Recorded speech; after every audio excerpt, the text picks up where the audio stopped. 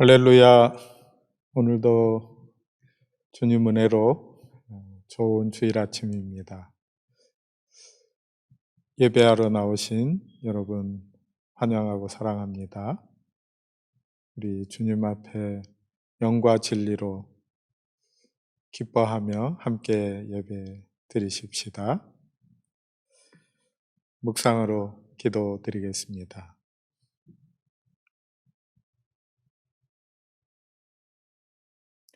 오직 너희는 택하신 족속이요 왕같은 제사장들이요 거룩한 나라요 그의 소유된 백성이니 이는 너희를 어두운 데서 불러내어 그의 기이한 빛에 들어가게 하신 자의 아름다운 덕을 선전하게 하려 하심이라.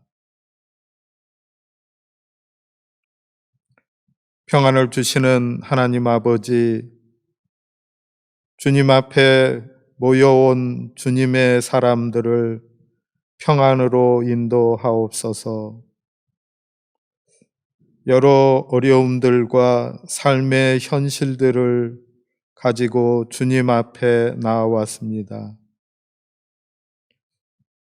한편으로는 마음의 준비도 덜 되고 어두운 삶 가운데 있었지만 주님께서 부르시는 주님의 음성을 듣고 달려 나왔습니다. 위로와 평안을 내려 주옵소서. 오늘의 예배가 세상에서 알 수 없는 평안과 기쁨의 예배가 되게 하시며 심령의 평안을 얻는 주님의 사람들이 진정으로 주님을 찬송하며 예배하는 시간 되게 하옵소서. 예수님 이름으로 기원하옵니다. 아멘. 이제 우리 찬양팀의 인도를 따라서 함께 찬양으로 나아가도록 하겠습니다. 함께 찬양하겠습니다.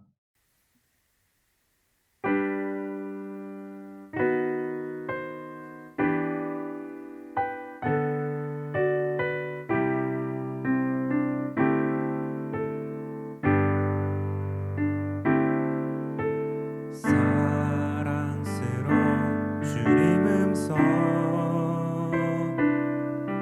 당신 곁에 가까이 이끄시네. 주님 사랑을 나누리며 그 아름다우심 나누기 원하네. 예수 내 선하신 목자 나의 앞길 아시네. 예수 진실하신 주께 내 삶을 드립니다. 사랑스러운 주님 음성 당신 곁에 가까이 이끄시네. 주님 사랑은 나누리며 그 아름다우심 나누기 원하네.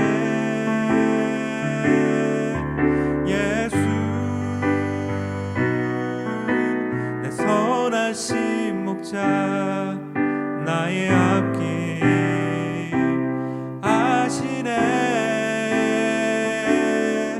예수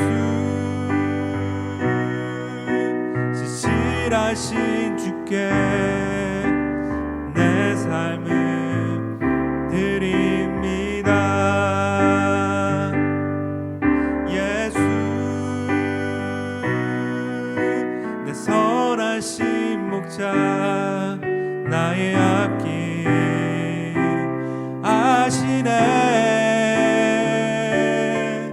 예수 진실하신 주께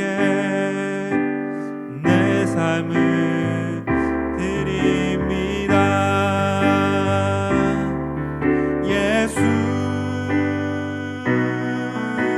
내 선하신 목자 나의 앞길 아시네 예수 신실하신 주께 내 삶을 드립니다.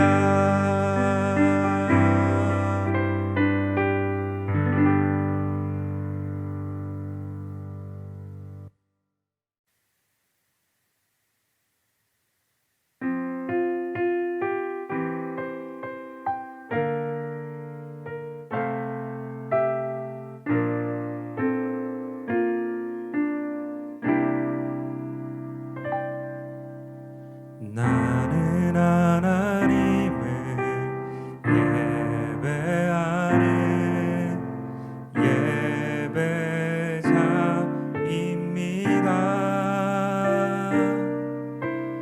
내가 서 있는 곳 어디서나 하나님을 예배합니다. 내 영혼 거룩한 은혜를 향하여 내 마음 완전한 하나님 향하여 이곳에서 바로 이 시간 하나님을 예배합니다.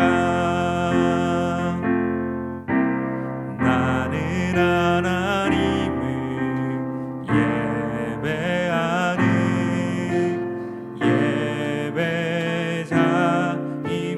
예배자입니다.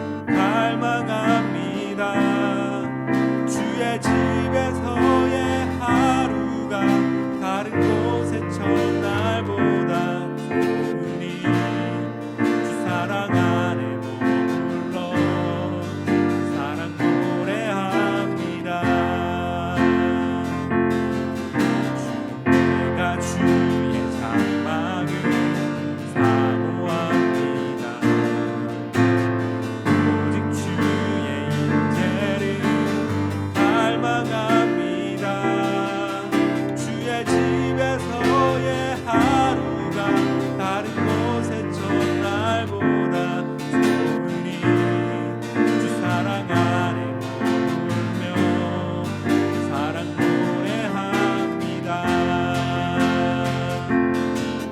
나의 평생에 단 한 가지 소원 주의 아름다우신 사랑 노래하는 것 나의 왕 되신 주님의 얼굴 구하며 주 사랑 안에 머물며 사랑 노래합니다.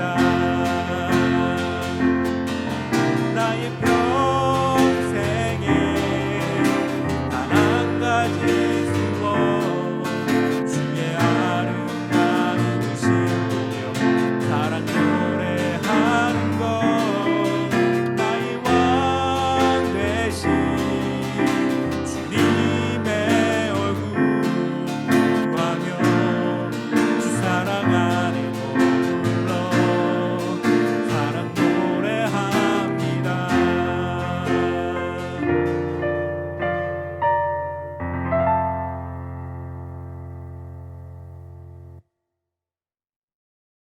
감사합니다. 우리 하나님 앞에 찬양한 대로 하나님께서 먼저 우리를 사랑하시고 사랑 가운데로 불러주셔서 하나님을 예배하고 하나님 섬기기를 기뻐하는 소원을 가진 저희가 주님 앞에 드린 소원들입니다. 주님께서 받으신 줄 믿고 감사합니다. 이제 우리 한 주간의 삶을 돌아보며 주님 앞에 고백의 기도를 드리도록 하겠습니다.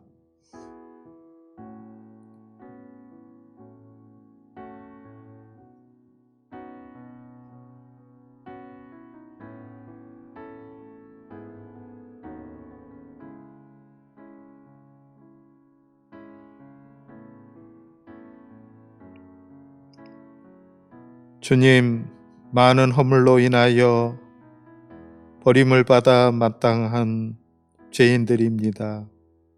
저희는 주님의 자비에 의지하여 지금까지 살아왔습니다. 주님께서 늘 은혜를 베푸시지만 주님 앞에서 짐짓 주의 뜻을 알고도 범한 일들도 있사옵고 알지 못하고 하나님 앞에서 잘못 행한 일들도 있었습니다. 주님 앞에 모든 것을 내어놓고 우리 주님의 십자가의 보혈의 은혜를 의지하며 주님 앞에 있습니다.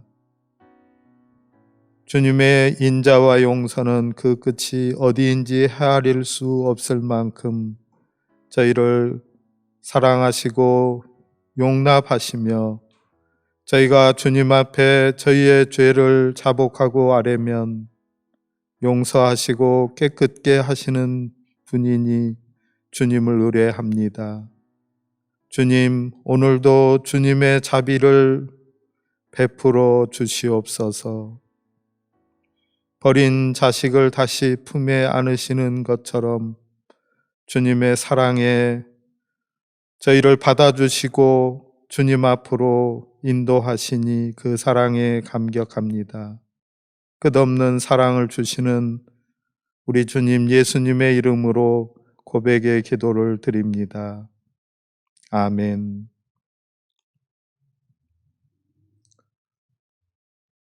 이제 용서하시는 주님의 말씀을 들으시기 바랍니다. 내가 잠시 너희를 버렸으나 큰 긍휼로 너를 모을 것이며 내가 넘치는 진노로 내 얼굴을 내게서 잠시 가리웠으나 영원한 자비로 너를 긍휼히 여기리라. 내 구속자 여호와의 말이니라. 아멘.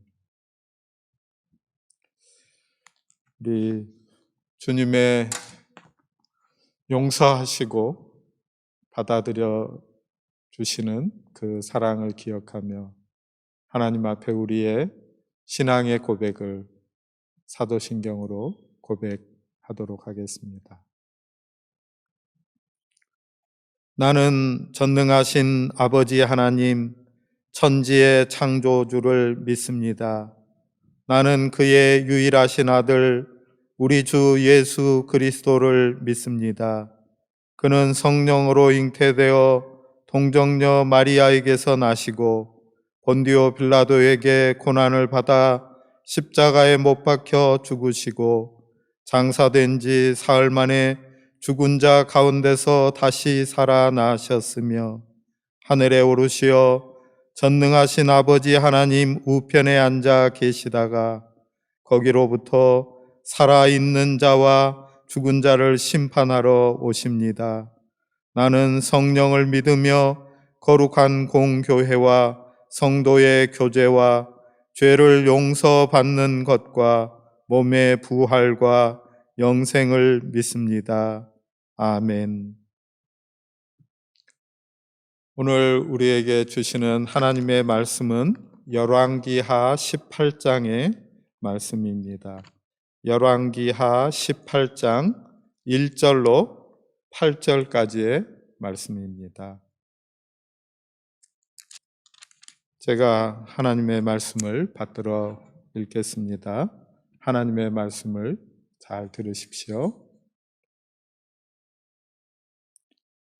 이스라엘의 왕 엘라의 아들 호세아 제3년에 유다 왕 아하스의 아들 히스기야가 왕이 되니 그가 왕이 될 때에 나이가 25세라 예루살렘에서 29년간 다스리니라. 그의 어머니의 이름은 아비요 스가리아의 딸이더라.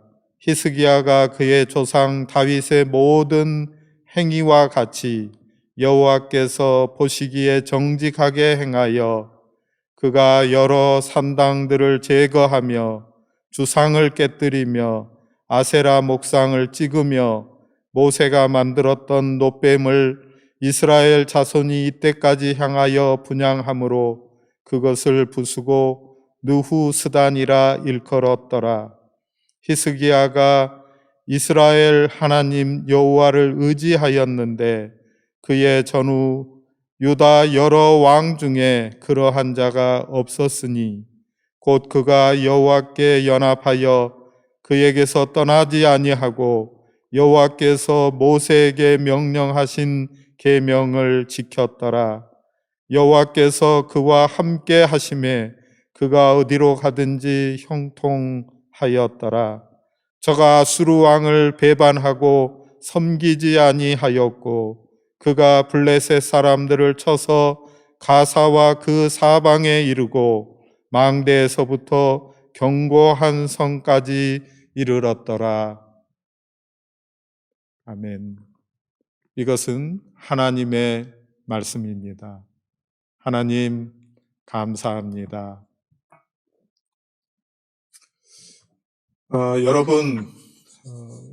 여러분에게 어려운 문제가 생기면 여러분은 어떤 반응을 나타냅니까?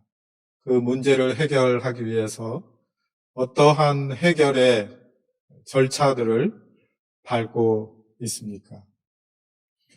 우리가 어떤 문제를 만나게 되면 우선은 그 문제의 본질이 무엇인지, 그 문제가 어떤 핵심을 가지고 있는지 그것에 대해서 자세히 살펴보고 그것을 진단하는 것이 먼저여야 할 것입니다. 무엇이 문제이고 그 문제를 풀고자 한다면 어떠한 절차를 밟아야 할지 그 다음에 생각해 보아야 할 것입니다. 그리고 문제가 진단이 되었으면 그 다음에 그 해결 방법들을 하나씩 절차대로 밟아가게 될 것입니다. 그 문제를 해결하는 그 방법의 첫 번째는 문제의 핵심이 무엇인지를 살펴보는 것이 먼저다 하는 것을 우리가 잘 기억하는 것이 중요하겠습니다. 문제 앞에서 그 문제로 인해서 생겨난 마음의 실망감, 절망감, 혹은 낙담, 정서적인 어려움들, 이런 것들로 인해서 문제를 보기보다는 나 자신에게로 깊이 들어가 버리거나 혹은 그 문제로부터 피하여 달아나거나 하는 일들이 우리에게 종종 있는 것을 보게 됩니다. 그러나 문제를 해결하고자 한다면 우리는 그 문제를 깊이 들여다보고 또 그 이면에는 무엇이 있는지, 문제의 핵심이 무엇인지를 진단하는 것이 중요하다 하는 생각을 해보게 됩니다. 오늘 말씀 가운데에 25살 먹은 젊은 왕자가 아버지를 이어서 왕이 되었다 하는 말씀으로 시작이 되고 있습니다. 유다 왕 아하스의 아들 히스기야가 왕이 되었다, 이렇게 하였습니다. 25세면 왕이 될 수 있는 아마도 적절한 나이일지도 모르겠습니다. 그러나 오늘날 생각해 보면 25살 먹은 사람이 한 나라의 모든 정치를 책임져야 하는 왕이 되었다 하는 것은 큰 부담이 아닐 수 없을 것입니다.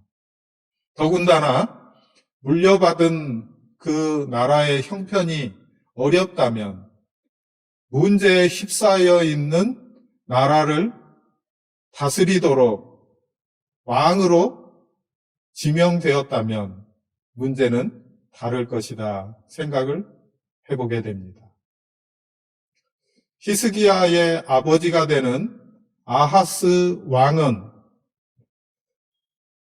총체적인 문제를 가진 왕이었던 것으로 보여집니다.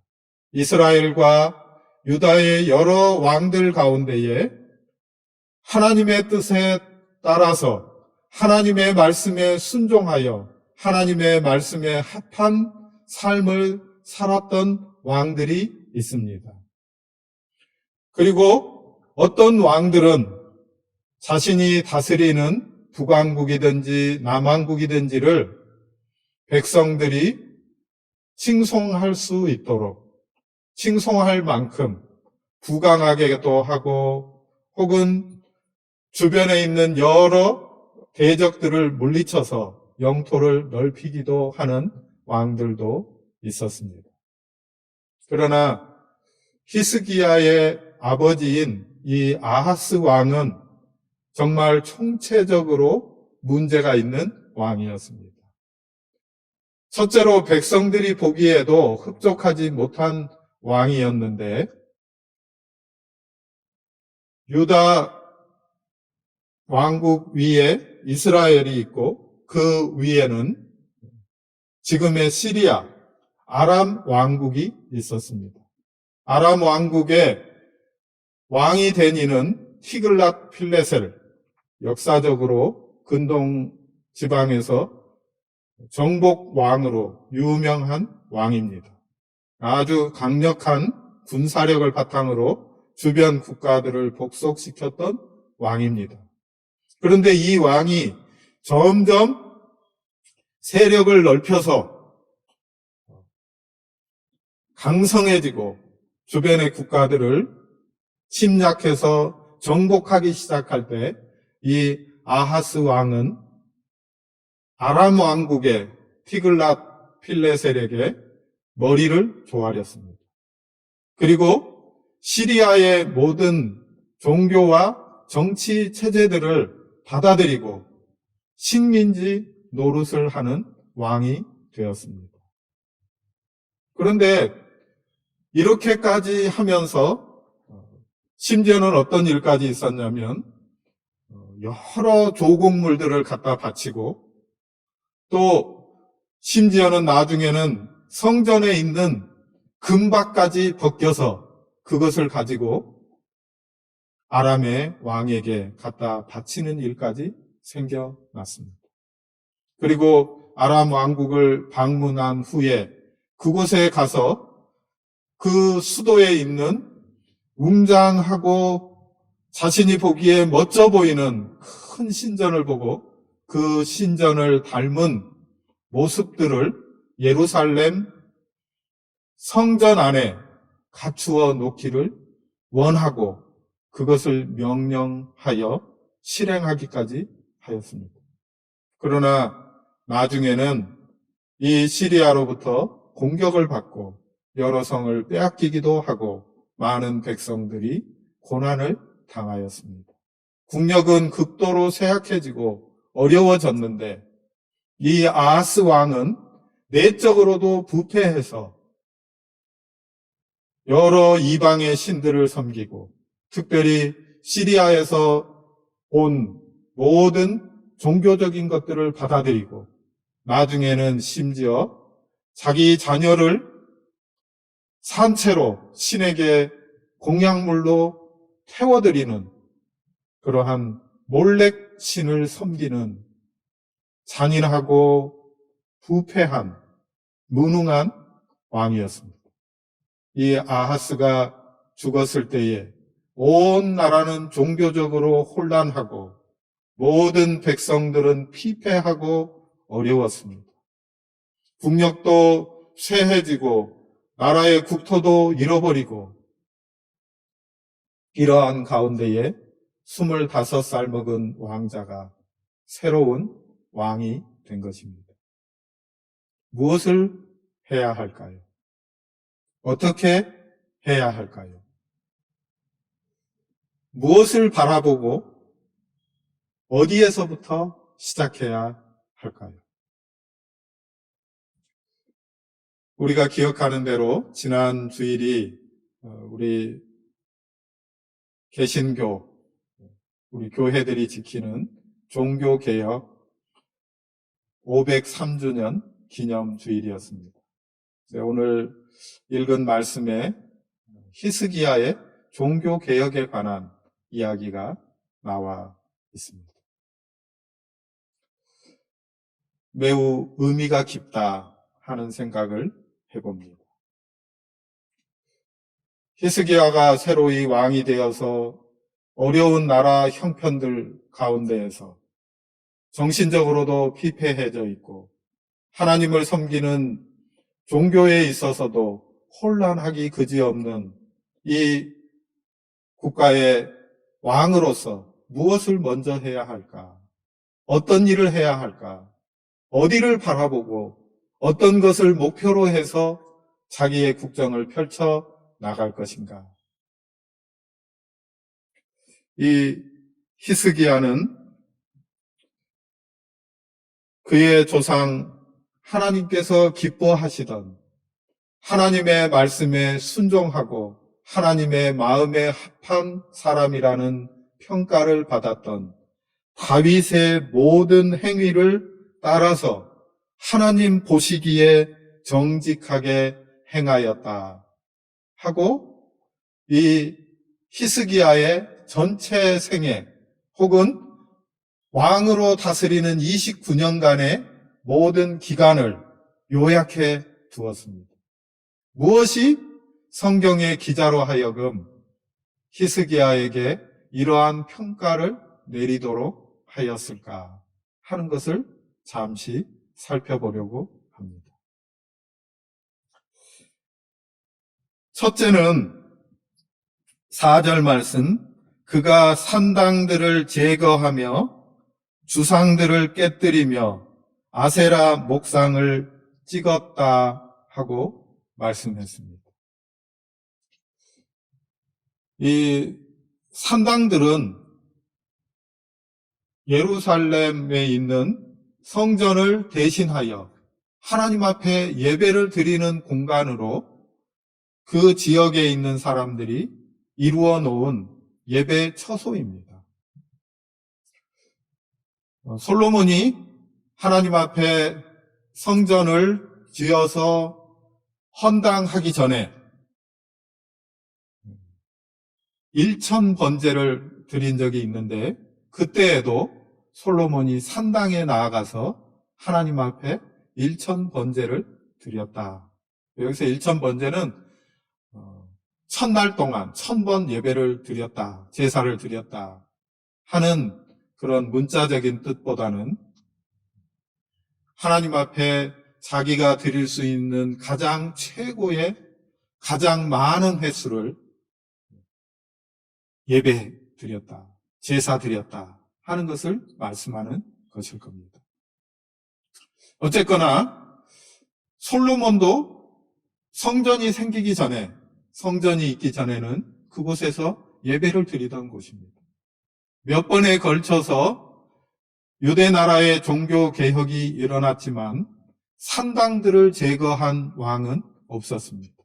산당을 제거하려고 하면 그때에 많은 반대에 부딪히고 어려움을 당하여 왕이 아무리 의지를 가지고 있다고 하더라도 그것을 다 해내지 못했던 것 같습니다.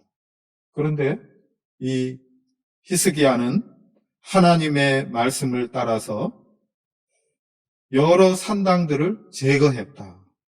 그리고 그곳에 세워져 있는 여러 우상들을 깨뜨렸다. 아세라의 나무로 만든 우상들을 찍어버렸다 하고 말씀했습니다. 그리고 두 번째 4절 하반절, 모세가 만들었던 놋뱀을 이스라엘 자손이 이때까지 향하여 분향함으로 그것을 부수었다. 그리고 그 이름을 느후스단이라고 일컬었다고 말씀하고 있습니다. 그러니까 이 모세 때 무슨 일이 있었는지 우리가 잠시 기억을 더듬어 봅니다. 광야에 주님의 약속과 언약에 따라서 가나안으로 가는 길에 광야에서 40년을 지낼 때에 이스라엘 백성들이 여러 번 하나님 앞에서 심판을 받고 하나님의 형벌에 놓이는 일들이, 형벌 가운데 놓이는 일들이 있었습니다. 그 가운데에 많은 일들이 하나님을 원망하고 불평하다가 생겨난 일입니다. 먹을 것이 없습니다. 마실 것이 없습니다. 왜 이것만 주십니까? 하는 여러 불평들 가운데서 하나님 앞에 불평할 때에 여러 번 심판을 받았는데 그 가운데 가장 혹독하게 받은 심판 중에 하나가 광야에서 불뱀이 나와서 사람들을 물기 시작한 것입니다. 수많은 사람들이 죽어갔습니다. 그리고 계속해서 불뱀에 물리는 사람들이 속출하게 되었을 때 하나님 앞에 모세가 나아가서 용서를 구하고 기도할 때에 하나님이 허락하신 말씀으로 놋뱀을 만들고 놋으로 뱀을 만들고 그것을 높이 장대에 달아서 세워두고 누구든지 불뱀에 물렸다 하더라도 그것을 바라보게 되면 나음을 입게 되었다 하는 것입니다. 그런데 그때로부터 이 히스기야가 왕이 되어서 다스리는 이때까지도 그 광야에서 높이 세워두었던 놋뱀을 우상처럼 사람들이 섬기고 있었다는 것입니다. 그래서 그것을 가져다가 여기 보니까 놋뱀을 이스라엘 자손이 이때까지 향하여 분향함으로 그것을 부수었다 하고 말씀하고 있습니다. 엄청난 용기를 필요로 했을 것입니다.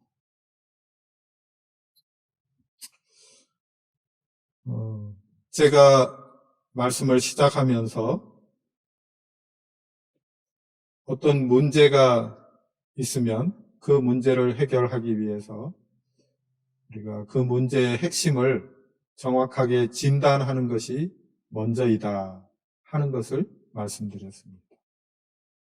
이 유대 나라가 지금 아하스가 다스리던 그 시대를 지나오면서 국력이 쇠퇴하고 영토도 찌그러들고 모든 백성들의 삶이 피폐하게 된 그 원인이 어디에 있었는가?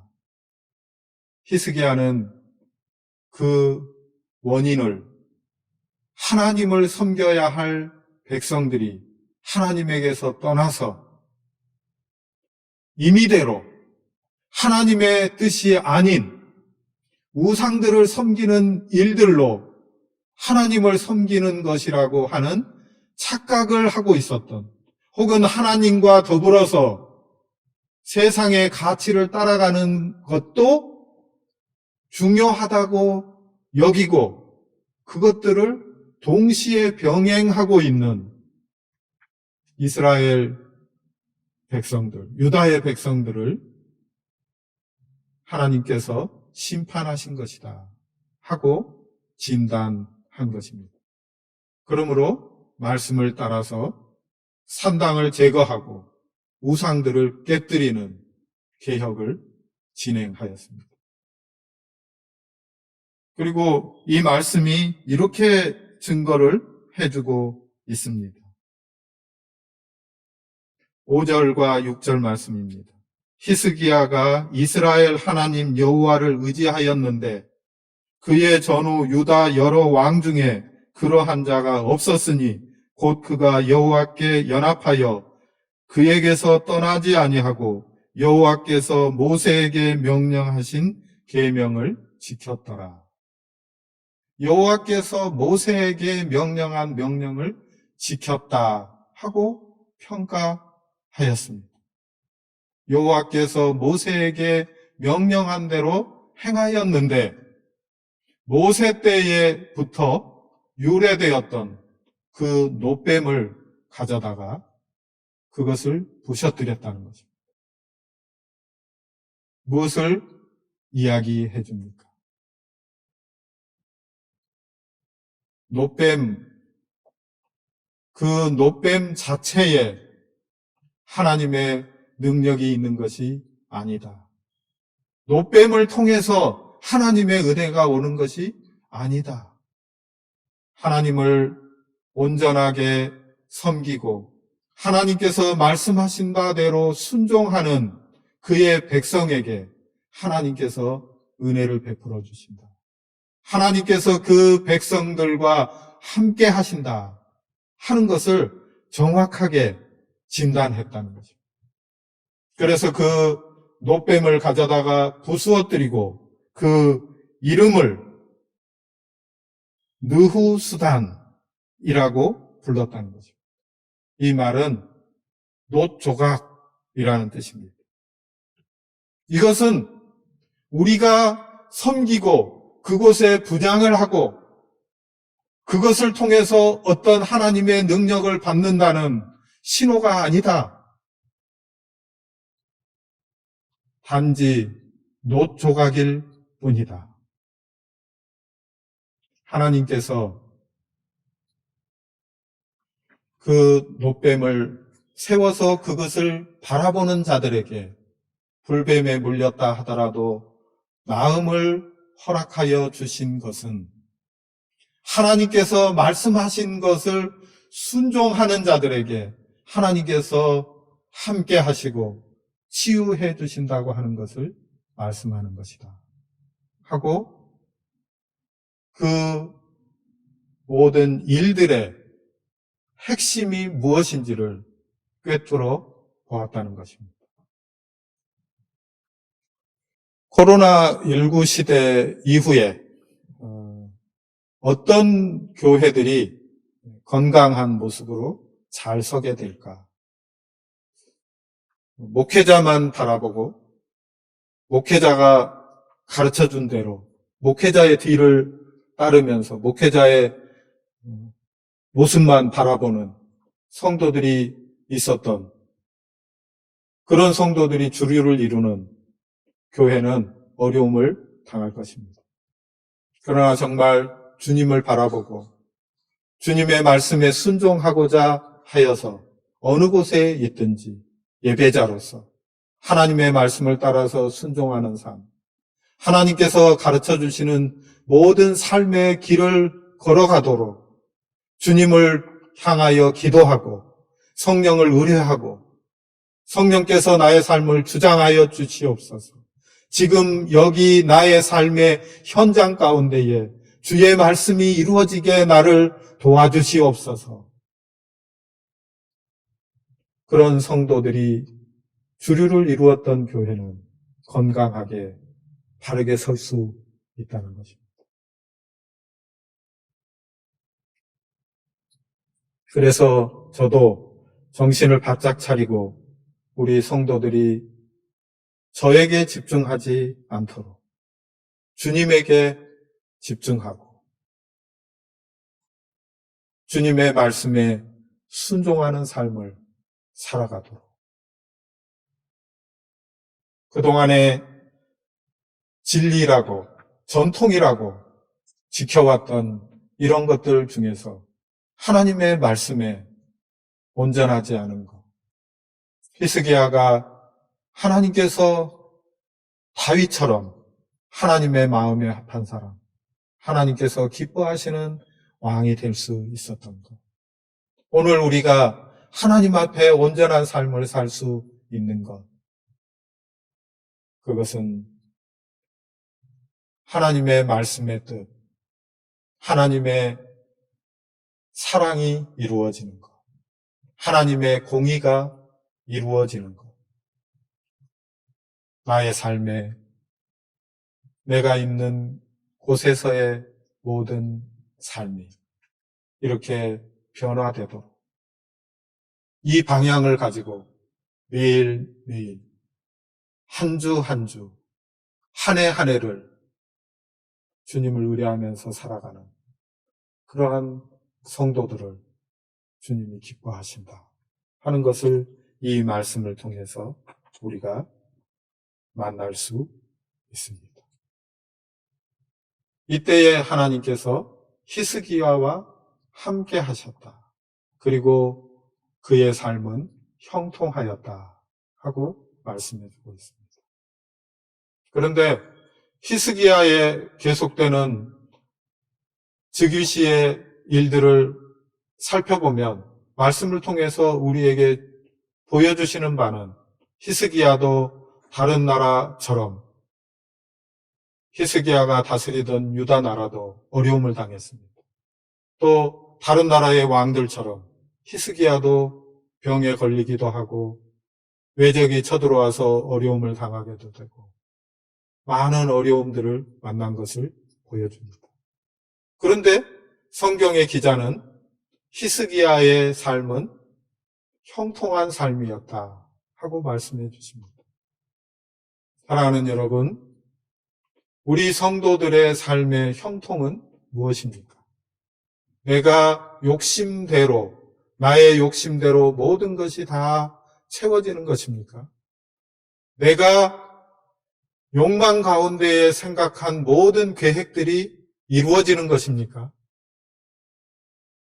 주님과 동행하는 삶, 주님의 말씀을 따라서 그 말씀을 즐거워하고 그 말씀을 밤낮 기뻐하여서 묵상하고 그 말씀을 따라서 살아가는 삶. 이것이 형통한 삶이다 하는 것을 우리에게 일러 주십니다. 우리가 락다운이 되어서 집 밖으로 5km 이상 나가지 못할 때에든지 혹은 그것이 풀려서 이제는 일상적인 삶으로 돌아가든지 그것에 의해서 우리의 삶이 결정되기보다는 하나님의 말씀, 하나님의 뜻, 하나님께서 우리와 함께 하신 내가 하나님의 말씀을 따라 살고자 주님 앞에 도움을 요청하고 나는 연약하여 넘어질 때가 있다 하더라도 그 넘어진 자리에서 그 넘어진 땅을 딛고 일어서서 다시 주님을 바라보고 푯대를 향하여 한 걸음 한 걸음 나아가는 삶, 이것을 주님께서 기뻐하시고 우리에게 형통한 삶으로 허락하여 주시는 줄 믿습니다. 주님의 은혜, 주님의 사랑이 우리와 함께 있습니다. 승리하는 주님의 사람들이 되십시다. 기도하겠습니다. 하나님 아버지, 은혜를 감사합니다. 저희들에게 주의 말씀을 허락하여 주셔서 저희로 우리 주님을 바라보게 해주시고 다시 저희의 마음이, 저희의 모든 목표들이 주님에게로 향하게 하시니 감사합니다. 연약한 저희를 성령님 도와주시옵소서. 주의 말씀과 주님을 기뻐하며 순종하며 살기를 원하오니 도우시고 인도하여 주시옵소서. 그리하여 주님의 말씀을 붙들고 주님과 동행하며 주님이 주신 이 길을 감사와 기쁨으로 걸어가는 주의 사람들 다 되게 하여 주시옵소서. 예수님 귀하신 이름으로 간절히 기도합니다. 아멘.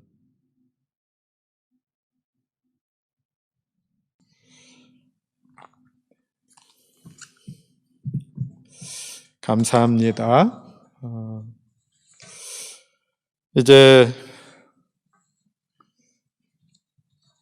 해가 벌써 이렇게 많이 지나갔네요. 11월 첫째 주일이 되어서 이제 한 달, 이달을 지나가게 되면 교회력으로는 새로운 해를 맞게 되는 대림절을 12월에 시작하게 되는데 우리가 이 한 달 동안 또 주님의 은혜로 잘 정리하고 또 여전히 새로 우리에게 다가온 이 기쁨의 일상들을 감사함으로 받고 이것이 얼마나 우리가 소원하고 기다렸던 것입니까? 이것을 기쁨 가운데 잘 걸어갈 수 있게 되기를 바랍니다. 우리 주님께서 우리에게 종교개혁 기념 주간을 지나가면서 2주간에 걸쳐서 이렇게 말씀을 허락해 주셨는데 우리가 우리 마음 가운데 잘 새기고 갔으면 좋겠습니다. 개혁자들은 복음의 본질로 돌아가고 그 본질을 지키고 그리고 이 본질의 복음을 확장하는 일들을 위해서 자신들의 목숨까지도 걸었고 때로는 실제로 순교에 이른 분들도 있었습니다. 우리가 이 종교 개혁의 정신을 잘 살려서 우리는 우리 자신과 우리 교회가 항상 주님에게로, 항상 주의 말씀으로, 다시 복음으로 돌이키는 그러한 교회와 우리들이 되기를 간절히 바랍니다. 그런 의미에서 종교 개혁자들이 가졌던 기치 가운데 하나인 본질에는 일치된 마음들을 또 비본질적인 것에는 자유를 그리고 이 모든 것에 사랑이 있기를 바랐던 그 마음이 우리들 안에서 이루어졌으면 좋겠습니다. 주님이 뜻하시는 본질에 대해서는 정말 최선을 다해서 철저하게 그 본질로 나아가고 비본질적인 것들에 대해서는 마음을 넓히고 서로 받아들여주고 함께하고 포용하는 이런 모습들. 그러나 이 모든 것이 비판이나 혹은 전쟁이 아니라 사랑 가운데 이루어지는 일들이 되기를 바랍니다. 마친 후에 또 줌에서 잠시 한번 뵙겠습니다.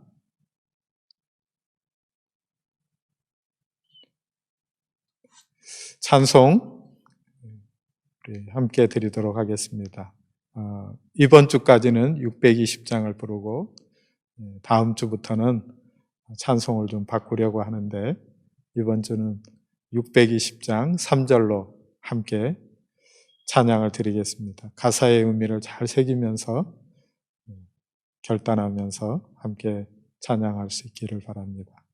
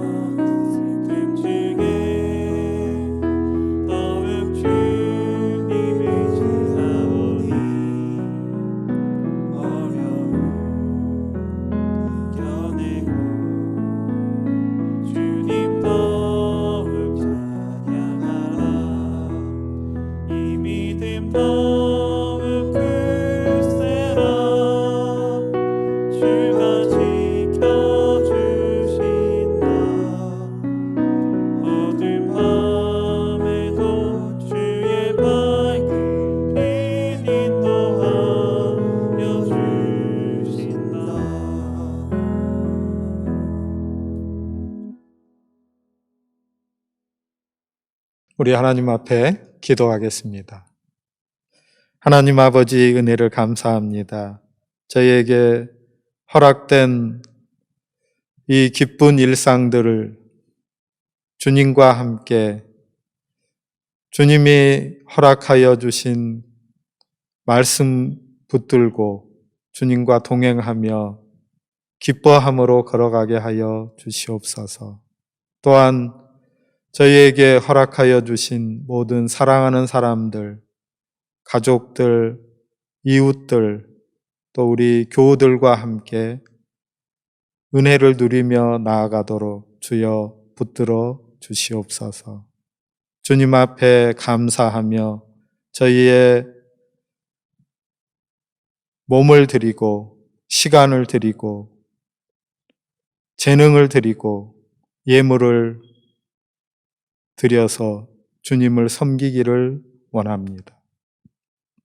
주여 다 받아주셔서 주의 뜻에 맞게 써 주시옵소서. 주님 앞에 헌신한 모든 이들을 기억하셔서 주의 은혜로 더욱 풍성하게 하시고 주님 주신 복을 누려 살게 하여 주시옵소서.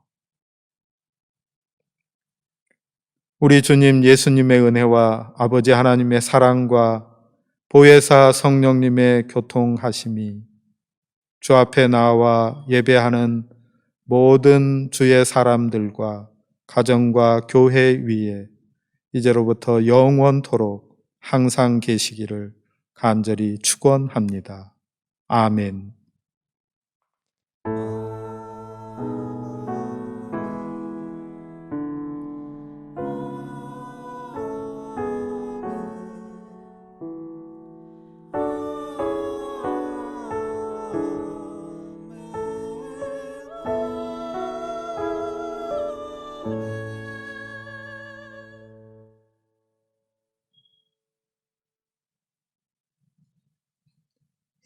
감사합니다. 우리 줌에서 잠시 뵙도록 하겠습니다.